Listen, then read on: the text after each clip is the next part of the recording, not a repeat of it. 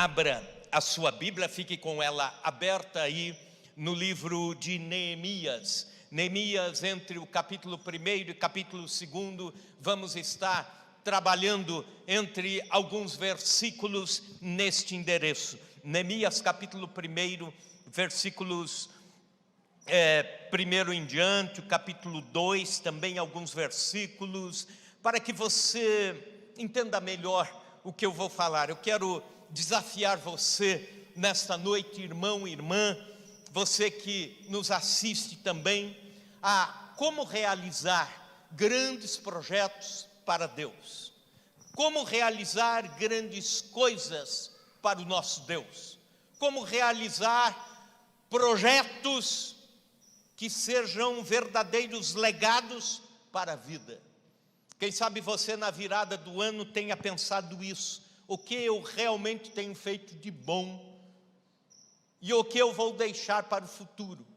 O que eu fiz de bom em 2022, o que eu devo fazer para deixar alguma marca para 2023 a seguir.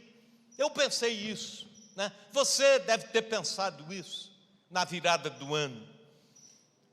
Algumas obras de engenharia são verdadeiros ícones da arte e da tecnologia. Mas o que me chama a atenção não é tanto pela obra, mas pelo tempo de construção, pela paciência que envolveu aquele projeto. Mesmo com o auxílio da tecnologia, muitas obras demoraram muito tempo para a construção. A Catedral de Colônia, na Alemanha, demorou 690 anos para ser construída. Portanto, desde a primeira pedra assentada até o término da construção, aproximadamente 700 anos, quase 7 séculos. Eu tive a oportunidade de estar lá e conhecê-la. Até hoje não se conclui totalmente, né? Apesar de inaugurada, mas quando começa a manutenção num lugar, já o outro está precisando de mais manutenção, e eles chamam de a obra que nunca para. 700 anos quase para a construção. Canal do Panamá, símbolo da tecnologia e serviço, obra que foi feita para as transações comerciais intercontinentais, ligando o Oceano Atlântico, o Oceano Pacífico. Aproximadamente 25 mil homens trabalhando ali, 600 trabalhadores perderam as suas vidas na construção do canal. Demorou 10 anos, desde o início até o fim. A Torre Eiffel, em Paris, demorou 2 anos para ser construída. A Estátua da Liberdade, 9 anos para ser concluída. Agora, pasmem, um homem, há 2.600 anos atrás, sem auxílio da tecnologia, sem qualquer preparo profissional, sem uma grande equipe, sem nenhuma engenharia, apenas uma pequena equipe de colaboradores sem especialização em construção, em 52 dias reergueram e restauraram os muros de Jerusalém. E não eram muros simples, eram muros espessos, eram muros bem desenhados, eram muros com algumas curvaturas, eram portas bem desenhadas e assim por diante. Neemias foi capaz de reconstruir 70 anos de destruição em 52 dias. A importância de Neemias para a história não se deve ao fato de ele ter ou não ter capacidade ou habilidade para a construção. Ele não tinha. Não se deve à proeminência de Neemias de ser um profissional que, ao longo do serviço para com o rei, estava junto com o rei de Babilônia no cotidiano. A importância de Neemias não é pela proximidade com o poder público. Ele estava sempre entre os políticos da época, mas o nome de Neemias entra para a história bíblica, entra para entre os heróis de Israel, por causa da sua disposição em construir algo grande para Deus. O legado de Neemias está no fato dele construir algo grandioso para o Senhor, a reconstrução dos muros de Jerusalém. Para que você entenda melhor todo esse contexto, Judá, o reino sul, entregou-se à idolatria, e o rei de Babilônia veio em guerra, levou os habitantes de Judá para Babilônia, e aí o chamado exílio babilônico. Em Babilônia, os melhores homens, as melhores mulheres, os melhores jovens, melhores intelectuais, os melhores profissionais do reino de Judá vão para a Babilônia e passam a servir ao rei de Babilônia. O exílio durou 70 anos e nesse tempo nasceu Neemias. Neemias não nasceu em Judá, ele nasceu durante o exílio. Era filho de homens, era filho de um homem que veio de Judá durante o exílio. E ele ouvia falar da cidade dos seus pais.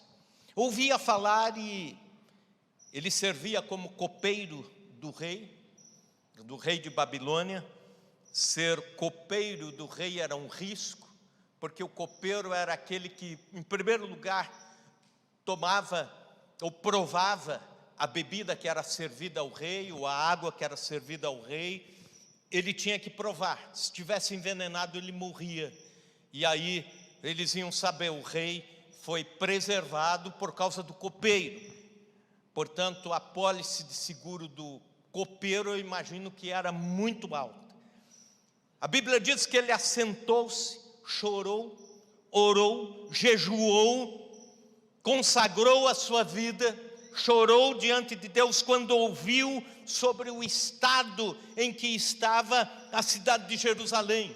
Muros caídos, portas queimadas, gente em desprezo. Aqueles que não foram para a Babilônia começaram a passar necessidade, passar fome e assim por diante. E ele não só ora, chora, jejua, mas também ele vai falar com o rei e pede autorização para o rei para ir para Judá. Pede autorização para o rei para começar a reconstruir os muros de Jerusalém. Montou uma equipe, voltou contra todas as previsões e reconstruiu os muros de Jerusalém. E quando vamos para o capítulo 1 e capítulo 2, existem algumas atitudes que são exemplares para quem quer fazer algo grandioso para Deus. Eu e você queremos fazer algo que deixe uma marca, como Neemias. Eu e você precisamos reconstruir alguma coisa nesse ano. Como igreja, nós precisamos reconstruir muitas coisas na vida do povo de Deus, na comunidade, nesse ano de 2023. E há algumas atitudes aqui que nos chamam a atenção. A primeira delas, seja alguém inconformado com os escombros. Veja comigo o capítulo 1, versículos 1 a 4. As palavras de Neemias, filho de Acalias, no mês de Quisleu, no ano 20º, estando eu na cidadela de Suzã, veio Anani, um dos meus irmãos, com alguns de Judá. Então lhes perguntei pelos judeus que escaparam e que não foram levados para o exílio e acerca de Jerusalém. Disseram-me, os restantes que não foram levados para o exílio e se acham lá na província estão em grande miséria e desprezo. Os muros de Jerusalém estão derribados e as suas portas queimadas. Este é o quadro de Jerusalém. É essa notícia que Neemias tem. Tendo eu ouvido essas palavras, assentei-me e chorei e lamentei por alguns dias, e estive jejuando e orando perante o Deus dos céus. Neemias tem notícias de que a cidade que era o símbolo da honra de Israel, o símbolo da honra da sua nação, a Jerusalém, está agora em escombros, muros caídos, portas queimadas, e gente que não foi para o exílio está em miséria. A cidade que um dia fora a glória de Israel, agora não é mais do que um monturo de pedras. A cidade que era o ícone de uma sociedade teocrática, quer dizer, onde Deus era o centro, Deus governava, agora não passa de escombros, entulhos, como que a dizer, Deus não está mais aqui, não há mais governo do céu sobre Jerusalém. E Neemias não se conformou com os escombros, não se conformou com o caos. Nós vivemos numa sociedade, vivemos numa era conformada com entulhos. Há quem vive numa estrutura familiar estilhaçada, mas cruza os braços e deixa o tempo passar, deixa a vida levar do jeito que está, ou como dizem, leva com a barriga, sem qualquer reação, conformam-se com os escombros, conformam-se com os entulhos. Há quem leva uma vida moral e lameada, mas assenta-se sobre a sujeira e não busca qualquer aconselhamento, qualquer ajuda, qualquer conserto, não busca santidade para a sua vida, conforma-se com os entulhos. Há quem vê necessidades claras na vida da igreja, do povo de Deus, cruza os braços e deixa que tudo se vá, fecha o coração. Não seja assim. Deus está nos dizendo nesta noite para não nos conformarmos com os entulhos. Está entendendo isso? Não se conforme com os escombros. Não se conforme com coisas destruídas ao seu redor. Não se conforme com valores que estão indo embora. Não se conforme com entulhos à sua volta. Algum tempo atrás, quando eu ainda estava servindo e ajudando na diretoria da MIAF, Missões para o Interior da África, um rapaz de 35 anos, médico, recém-casado, sua esposa ainda jovem, com uma filhinha de 3 meses de idade, membros de uma igreja no Paraná, foram visitar uma ilha na África, chamada Madagascar. Talvez você já tenha ouvido falar. Os turistas vão lá, mas não conhecem exatamente tudo o que acontece por lá. E ele conheceu um povo chamado Bara, e viveu um pouco, alguns dias, e os levaram a conhecer a parte obscura de todo aquele lugar comandado pela feitiçaria. E os corações começaram a pulsar. O coração começou a bater mais forte. E esses jovens, então, começaram a conversar, começaram a se inteirar de como era a sociedade, e descobriram algumas coisas terríveis por lá. Como, por exemplo, crianças órfãs, que tem muitas e muitas na África. E aqui uma criança órfã tem um orfanato, tem um conselho tutelar, tem uma prefeitura, tem quem cuide, tem parentes. Lá, quando uma criança é órfã, ela é colocada na rua, não tem quem cuide, fica ao léu das possibilidades. E aí os traficantes de órgãos sequestram essas crianças, que para eles é um excelente negócio. E em Madagascar, sequestravam crianças para tirar o fêmur, o osso, maior osso do ser humano, da perna. E faziam essa cirurgia, matavam naturalmente a criança para tirar o fêmur, para vender como se fosse uma falsificação do marfim. E vendiam para fazer chaveirinhos e badulaques, etc. E se você for no Paraguai e comprar alguma coisinha de marfim, corre o risco de não ser marfim e ser um osso humano, de criança lá de Madagascar. Quando eles viram isso, não se conformaram. O coração bateu, eles disseram, nós temos que fazer alguma coisa. Correram para formar uma ONG, correram para com o trabalho missionário ir para a África, correram para lutar por esta causa, e hoje fazem um excelente trabalho defendendo essas crianças dos traficantes de órgãos. Gente simples, que não tinha nenhuma formação missionária até então, membro de igreja, mas que viu uma necessidade e disse: não vou me conformar. Para o ano de 2023, não se conforme com escombros. Entendeu isso? Não se conforme. Precisamos descruzar os braços, como Neemias, assentar, chorar, jejuar e buscar a Deus pelos muros caídos e portas queimadas. Mas também uma segunda atitude: ore, jejue e chore pela causa. Versículo 4, tendo eu ouvido essas palavras, o que ele fez? Vamos repetir juntos? Assentei-me, chorei, lamentei por alguns dias e estive jejuando e orando perante o Deus dos céus. Há uma frase atribuída a George Miller, o príncipe dos intercessores. Ele diz assim: quando trabalhamos, nós colhemos o fruto do nosso trabalho, mas quando oramos, colhemos o fruto do trabalho de Deus. Deus está chamando a sua igreja para orar. Quer sair dos entulhos? Ore, jejue, busque ao Senhor. E aí algumas características da oração de Neemias. Versículo 5, ele ora reconhecendo a soberania de Deus.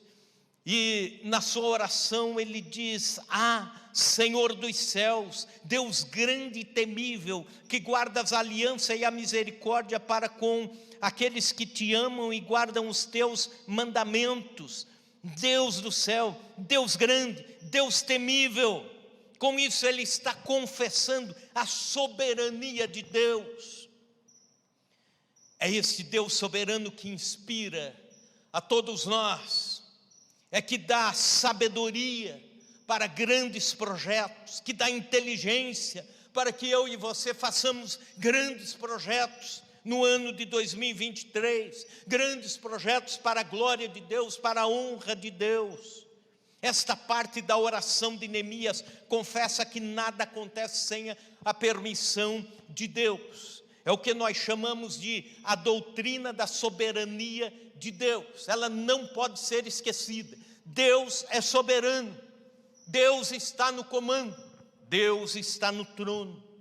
Deus entroniza reis e os tira, Deus enaltece nações e as abate, Deus está no comando de todas as coisas, Ele é a autoridade suprema e maior sobre tudo e sobre todos. Como soberano, Ele estabelece as leis do nosso mundo. E quando Neemias ora, é interessante o seguinte, que o rei que estava agora em Babilônia, que já não era mais babilônico, a Babilônia também tinha sido invadida, era um rei medo-persa que estava lá. Este rei já tinha dado uma ordem, que o pessoal que foi para o exílio não poderia mais voltar. E conforme as leis da época, a lei era maior que o rei. E o rei, dada a ordem, não podia voltar atrás. E é por isso que Neemias ora dizendo: Tu és soberano, Tu sabes, Tu conheces, o Senhor é supremo. Salmo 36, versículo 10, o Senhor desfaz o conselho dos pagãos, e o Senhor quebranta o intento dos povos. Quando você orar, reconheça na sua oração a soberania de Deus. Quando cantarmos, precisamos reconhecer a soberania de Deus. Quando cultuamos e adoramos, precisamos reconhecer a soberania de Deus e proclamar isto. Ore confessando os pecados, versículos 6 e 7. Veja o que ele diz: estejam, pois, atentos os teus ouvidos e os teus olhos abertos para acudirdes à oração do teu servo, que hoje faço à tua presença, dia e noite, pelos filhos de Israel, teus servos, que faz confissão pelos pecados dos filhos de Israel, os quais temos cometido contra ti, pois eu e a casa de meu pai temos pecado. Versículo 7, temos procedido de todo corruptamente contra ti, e não temos guardado os mandamentos, nem os estatutos, nem os juízos que ordenastes a Moisés teu servo. Antes de executar qualquer projeto, Neemias ora pedindo perdão pelos pecados, confessando os pecados. E ele não se exclui, ele diz: eu e a casa de meu pai temos pecado. Eu, a casa de meu pai e a nação de Judá temos pecado. Todos nós, Senhor, temos pecado. Sabe aquela ideia que quando você vai confessar alguma coisa, você diz: Senhor, tem misericórdia porque o fulano pecou. As coisas não estão indo bem porque é o Beltrano que pecou. E aí a gente tem que se colocar humilde na presença de Deus e dizer: Senhor, somos pecadores, precisamos da Tua graça e da Tua misericórdia. Isaías apontou os 5 ais no capítulo 5 de Isaías para o povo de Israel. E ele prega contra todos aqueles que estão em pecado contra Deus. Mas quando ele vê o trono de Deus, quando ele tem a visão no capítulo 6, quando ele vê a glória de Deus enchendo o templo, ele cai de joelhos e diz: ai de mim, pecador. Deus quer realizar grandes coisas através de você, através de mim, através da igreja, mas nós temos que estar constantemente reconhecendo e confessando nossos pecados diante de Deus. Projetos de Deus começam por aí, grandes coisas começam por aí. Uma grande revolução espiritual aconteceu na Inglaterra entre 1738 e 1800, através de um grupo de jovens universitários que se dispuseram a orar pela nação, a buscar a Deus, a semear num movimento de santidade, a santidade na prática. Resolveram juntos estudar a Bíblia, a palavra de Deus, e também resolveram o seguinte: que não deixariam que o tempo passasse, o sol se pusesse, sem que antes confessassem os seus pecados a cada dia. E com este cuidado, este zelo, eles foram trabalhando, foram ministrando a palavra de Deus. É impressionante que a Inglaterra estava num caos nessa época. As pessoas estavam morrendo de tuberculose, a nação estava na bancarrota economicamente, uma revolução em vista. Segundo os historiadores, iria acontecer uma revolução tão sangrenta ou pior do que a francesa. E aí é nesse contexto que esses jovens começam a levar o evangelho, a pregar, a confessar os pecados, a levar a nação a confessar os pecados. E aí, nesse contexto, Deus começa a salvar a nação da Inglaterra, e acontece o grande avivamento que torna a Inglaterra um novo país, uma nova cara, por causa do movimento dos irmãos Wesley, somado ao George Whitefield, pregador calvinista. Esses homens foram usados tremendamente por Deus, mas eles tinham um trato. Eles diziam: não ficará pecado entre nós que não seja confessado, que não oremos por isso. Grandes projetos acontecem quando nós nos quebrantamos diante de Deus. Também ore pelo cumprimento das promessas. Veja o versículo 8 indo até o 10. Lembra-te, Neemias continua orando: lembra-te da palavra que ordenaste a Moisés teu servo, dizendo: se transgredirdes, eu vos espalharei por entre os povos, mas se vos converterdes a mim e guardardes os meus mandamentos e os cumprirdes, então ainda que os vossos rejeitados estejam pelas extremidades do céu, e eu de lá os ajuntarei e os trarei para o lugar que eu tenho escolhido para ali habitar o meu nome. Estes ainda são teus servos e o teu povo que resgataste com o teu grande poder e com tua mão poderosa. Neemias evocou as promessas de Deus, as promessas do Senhor para a nação de Israel enquanto orava. A nação estava presa em Babilônia, sem chances de voltar. Os muros em Jerusalém caídos, as portas queimadas. E ele ora dizendo: Senhor, agora eu não consigo ver ainda a solução para isso, mas eu sei de uma coisa: o Senhor tem promessas para Jerusalém e para a nação dos meus pais. Escute isso, Deus vela pelas suas promessas. Sabe o que é velar? No texto original, quer dizer o seguinte: que Deus estabelece sentinela sobre aquilo que Ele prometeu. Ele promete e Ele fica cuidando daquilo que prometeu, como um guarda, como um guardião está cuidando, até que se cumpra aquilo que Ele mesmo prometeu. Deus tem promessas para a sua vida e Ele está velando por elas. Deus tem promessa para a sua família, Ele está cuidando disso. Deus tem promessa para a igreja de Chapadão, e Ele está cuidando para que elas se cumpram. Deus tem promessa para a nação brasileira, e Ele está orando, Ele está cuidando para que elas se cumpram. O que cabe a nós fazer quando orarmos? Nos lembrar das promessas de Deus e dizer: Senhor, nós cremos que as tuas promessas vão se cumprir. De alguma forma, hão de se cumprir. Também ore pelo sucesso do seu projeto. Versículo 11: Senhor, estejam pois atentos os teus ouvidos à oração do teu servo e dos teus servos que se agradam de temer o teu nome. Concede que seja bem sucedido hoje o teu servo e dá-lhe mercê perante este homem. Nesse tempo eu era copeiro do rei.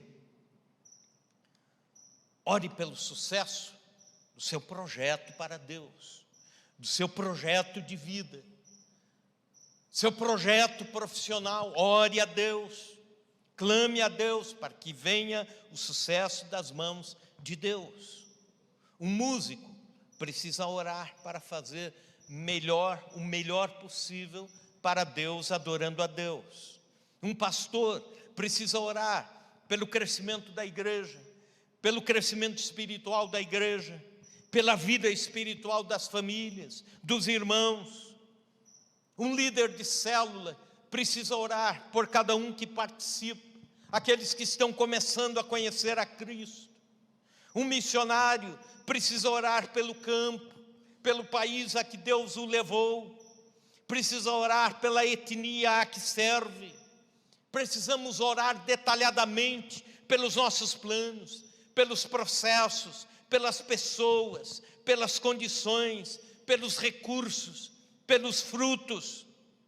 Isso me faz lembrar década de 1950. Naturalmente eu não era nascido nessa época, mas li sobre isso, e alguns aqui leram com certeza, sobre o pregador e pastor David Wilkerson. David Wilkerson, assistindo à TV, ouviu uma notícia sobre os gangsters que brigaram e que se feriram lá em Nova York, num dos bairros mais violentos. E ele se dispôs a começar a orar e colocar tudo aquilo na presença de Deus. E foi orando até que seu coração se incendiou. E ele foi até Nova York e foi conhecer os gangsters, os viciados em LSD, em heroína, em cocaína e tantas outras drogas. E conheceu esse submundo. E lá ele pregou o evangelho, lá ele conviveu tentando levar a Cristo, lá ele promoveu cultos, lá as coisas foram bem, depois caíram, depois bem de novo, depois e ele não desistiu, mas ele não parou de orar.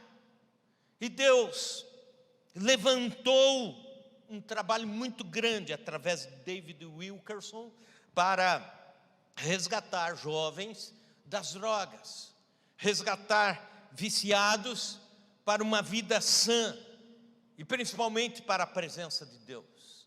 Era uma época em que os governos não se preocupavam com esta causa, era uma época em que a saúde pública não se preocupava com isso.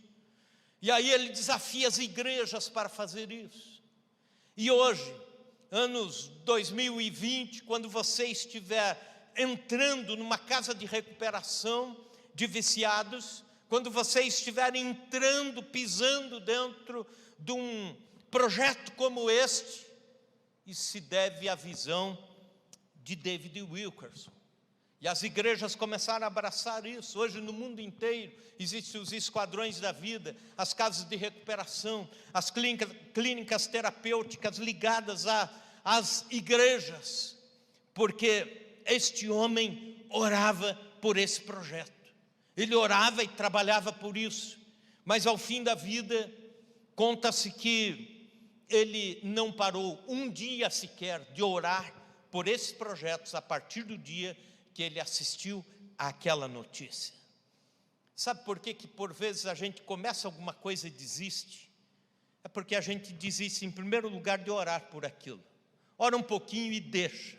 Deus não operou até agora, não fez nada até agora, então eu acho que não é para mim. Volte a orar por aquilo que Deus colocou no seu coração. Não desista disso. Terceira atitude, trabalhe pelo seu projeto. No capítulo 2, dos versículos 1 a 9, Neemias, depois de orar, jejuar, ele não para. Ele buscou caminhos para conseguir apoio do rei de Babilônia para voltar a Judá e reconstruir os muros. Como eu te falei, havia um decreto dizendo não. Jerusalém não será reconstruída, os muros não serão reconstruídos, e isto é lei.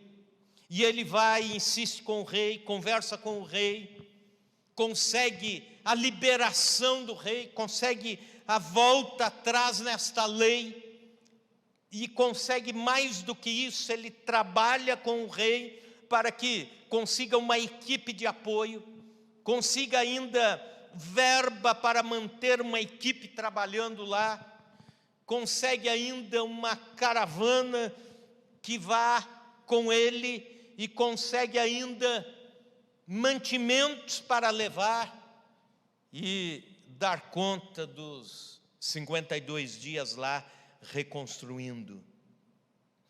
Nós não podemos parar de trabalhar por aquilo que Deus coloca nas nossas mãos. Não podemos desistir, porque projetos são trabalhosos em qualquer lugar. Se você pensa que as coisas de Deus são fáceis, você está enganado. Elas são difíceis também. Ser crente dá trabalho sim. Trabalhar nos ministérios da igreja dá trabalho sim. Ser pastor dá trabalho? Nem queira. Ser presbítero dá trabalho? Dá trabalho. Ser diácono dá trabalho, bastante trabalho. Estar aí envolvido no trabalho de Deus, nos trabalhos da igreja, dá trabalho, em qualquer lugar. Mas esteja disposto a este trabalho. Esteja disposto a abraçar esta causa. Esteja disposto a amar esta causa. Trabalhe arduamente, trabalhe incessantemente. Vá, faça de novo. Se não der, bater com a cabeça no muro, volta atrás, reconstrói, luta. Quarta e última atitude, prepare-se para sofrer oposições. Veja comigo, capítulo 2, versículo 10. Disso ficaram sabendo Sambalate, o horonita, Tobias, o servo amonita, que muito lhes desagradou, que também viesse a procurar o bem dos filhos de Israel. Havia, além destes dois nomes aqui, aparece mais adiante ainda um outro nome, Gesem. Sambalat, Tobias e Gesem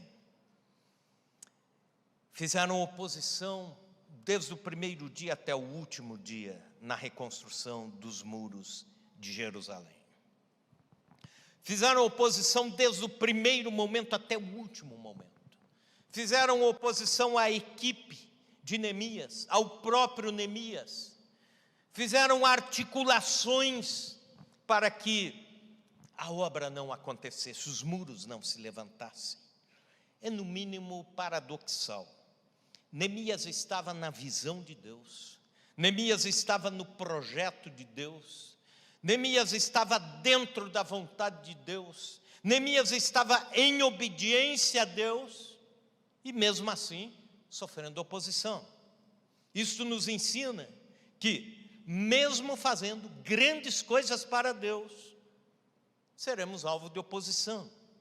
Oposição crítica, incompreensão, adversidades. Aliás, foi Charles Spurgeon, um pregador puritano, que disse no passado que a obra de Deus não é uma colônia de férias, mas um campo de batalha.